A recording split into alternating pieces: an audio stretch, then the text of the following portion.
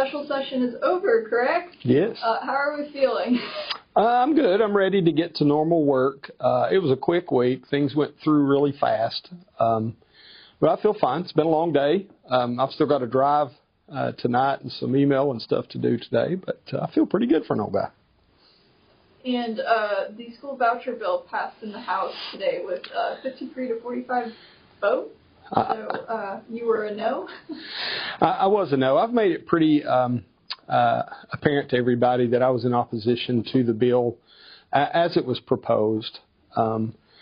First, God gives us and gives parents the right to make decisions about education for the children. I think we in Tennessee are already free. I don't need a piece of legislation that says they're going to make me free. I don't need to be liberated.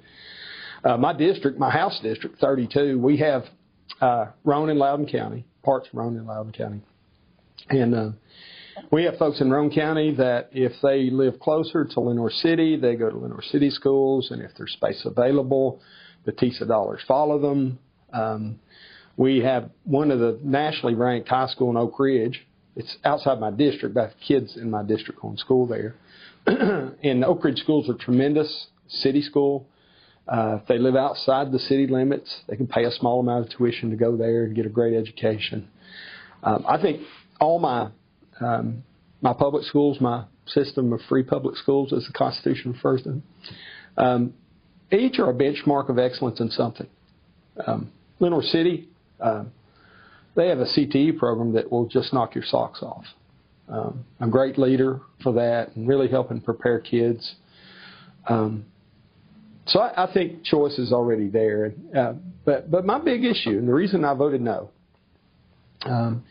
Article 11, Section 12 of the Tennessee Constitution is, I think, pretty clear. It says the General Assembly shall provide for a maintenance, support, and eligibility for a system of free public schools.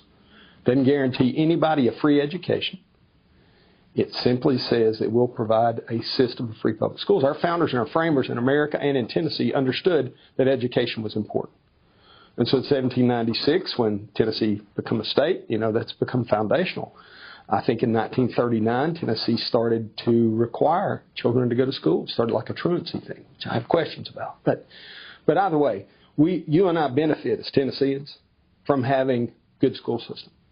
And in House District 32, we've got some really good private schools. Calvary Christian School in Kingston is great. Mount Pisgah, it's right outside my district, but it's in Roane County.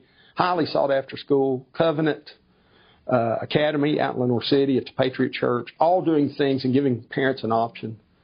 Sail Away Learning, lots of homeschool parents use Sail Away Learning there in Kingston to help. And so I think we already have the choices. We didn't need to be liberated to have them. And certainly if it's at cost of being out of alignment with the Tennessee Constitution, that's a problem for me. I would even offer that Section 8 of that same part of the Constitution makes it clear that we shouldn't pass laws that benefit one person over the other arbitrarily. It's worth a read. And so I think that we did that today. And my argument's probably different than most of my Democrat colleagues, many of whom I just love to death. Disagree with them on many things. They have a right to be wrong. But I just think that, we're already have this opportunity. And if we start means testing, which is what I heard from a lot of my Democrat colleagues today, and I even heard a couple of Republicans perhaps talk about, well, we want to take care of kids below this economic level first. That's not really American. It's really kind of socialist. And, we should give a hand up. But what we must not, we should never do is set up a system that becomes an entitlement for anybody, whether that's the billionaires that some of my Democrat colleagues talked about, or millionaires, or whether it's that poor struggling single parent who's trying to get his kid to school or her kid to school and they have to work 2 jobs. We're free to choose today. It's just really a matter of how we pay for that. And every decision we make in life, every decision I've made in my coming up to 62 years has had a consequence.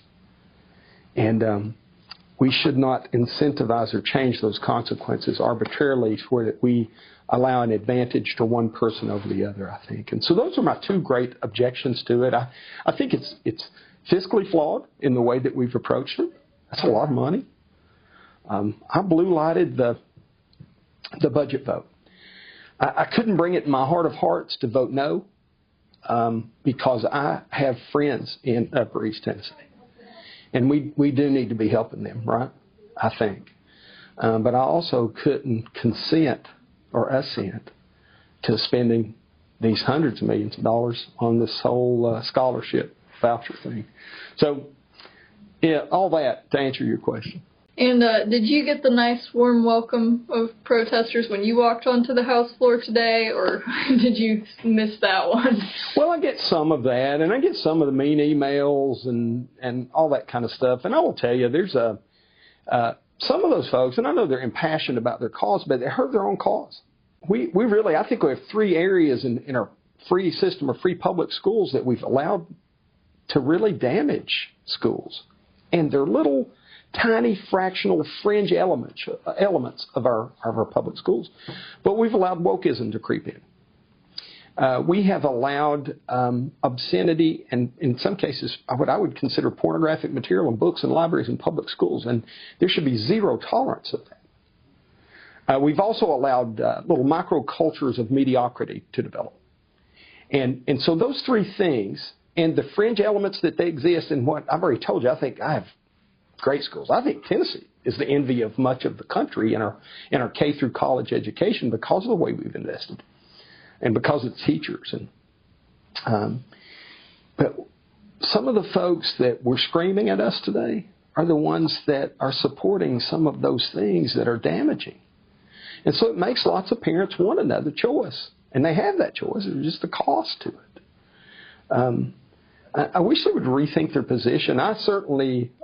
I was voting against something that I think was a bad bill, and it's not in good alignment with the Constitution. I'm not voting in support of some of those Marxist ideologies I heard promoted today.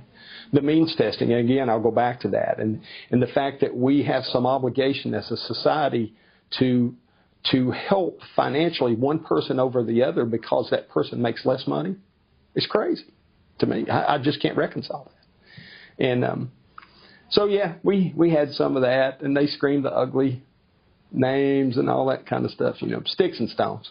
And then another thing I wanted to ask you about is the disaster relief package that passed, because when I spoke to you earlier this week, you were kind of wary of it a little bit. So yep. Where did you end up on that?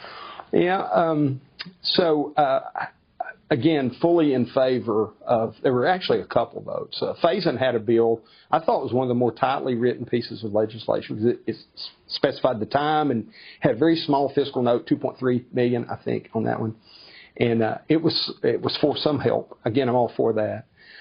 The other package, the second half of that bill established the governor's response and recovery fund.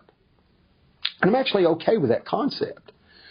What I am troubled by a little bit is ceding some of the authority that we have in the Tennessee Constitution for the legislature. We're the ones that are supposed to do the budget and approve the budget and vote on the budget. And so if we set those dollars aside, which we did, and it can be spent on anything, again, I get the concept, appreciate my friends that have pulled that together, but I have a hard time assenting to that because it is problematic. I offered an amendment to that, and it was not taken. My amendment would have corrected those things. It would have made it Helene specific, and it would have answered much of the email that I've gotten that says, put a clean bill out there. And a clean bill, to me, by my definition, would have been just address Helene and use those dollars. And then if we want to do something in a regular session to set up a rainy day fund that we could draw from in emergencies, I'm actually conceptually okay with that. I just didn't think this was the appropriate time to do that. And that's why I'd offered that amendment. And so how did you end up voting on it without your amendment attached? Well, I'll just let you look at the record on that of how I voted. This is part of my whole, complaint with this thing, and I've heard this from hundreds of people. I've already told you, constitutionally, I couldn't assent to the whole voucher or scholarship thing. And I think the people that pulled it together, people like Sapiki, they have big hearts and they're trying to do the right thing. I do. But I think that sometimes we might get our cart in front of the constitutional horse just a little bit. And I think we've done that here. But mixing those four things together, I'm absolutely in favor of what we just did on, we referred to it as the immigration bill. I think we could have made stronger. I offered an amendment on that in committee as well, right? And it's something I carried last year. My senator kind of bailed on me at the end of the year. Last year, we had a piece of legislation that would have helped in getting data out to our local law enforcement, because we knew last year we had a significant issue with the illegal population and criminal illegals. They're all criminals when they come across the border. Folks don't like hearing that, but they are. But when I say criminal illegals, I'm talking about murderers and rapists and robbers and human traffickers, things that we should never, ever, ever permit. We passed a couple really, I think, good pieces of legislation last year on that. I'm really hawkish on this matter. I've been preaching from every mountaintop that they'll listen to me that we have a crisis and we're under siege. We're under an invasion. And so we modified some law last year to allow for enhanced sentences for illegals who commit violent crimes or illegals who commit any crime with a deadly weapon. And I try not to be gun specific. Some of my colleagues sometimes, they attack the firearm for everything. I think that's a nonsensical approach. Until we make the consequences such that the folks are unwilling to suffer the consequences for committing the evil, or they have a change of heart, they come to Jesus, they're going to keep doing evil things. If they can't do it with a Glock, they'll do it with a rock. And so we did that. We also, House Bill 2190, we set up last year, we authorized the governor to be able to deploy a brigade-size force to the southern border to help Texas repel the invasion. We had Tennesseans in Texas then, and they were reporting to the U.S. government. If you'll remember, January of last year, Governor Abbott was having his guardsmen and his state police or his patrol, his troopers, stretch a razor wire and put up barriers and stuff to help slow down the invasion, and the federal government was cutting the barriers. And in January, Greg Abbott declared an invasion. According to Article 3, Section 5 of our Tennessee Constitution, rebellions and invasions require the Tennessee General Assembly to act before we deploy what's referred to in the Constitution as a militia. And so we authorized sending troops. We budgeted on a round number of 2,000, and it's unfortunate. I don't think we've sent one. And so I don't get anybody in an uncomfortable position, but you have to ask the question. We authorized this. We put money behind it last year. If we are indeed being invaded in Texas and we have the opportunity to help, why didn't we send people? I think it's a valid question lots of people ought to ask, personally. But either way, all that said, to get to, I'm fully in favor of what we're doing, the immigration thing today. I think it's the right thing to do. Sanctuary cities, I thought the sponsors argued that back and forth really well. I think if the state of Tennessee were to allow a sanctuary city to develop where that we would house criminals against the law, that's a form of secessionism, that they've decided they're going to secede from the laws and the Constitution of the state of Tennessee. We can't allow that. Nor can we allow a city of Memphis to decide that they're going to secede from the Constitution and tell you you can't carry a firearm to protect yourself if you happen to be in Memphis. And we do those silly things. I think most of the people, most of the time, are well-intended on those type measures. But our foundation is the Constitution.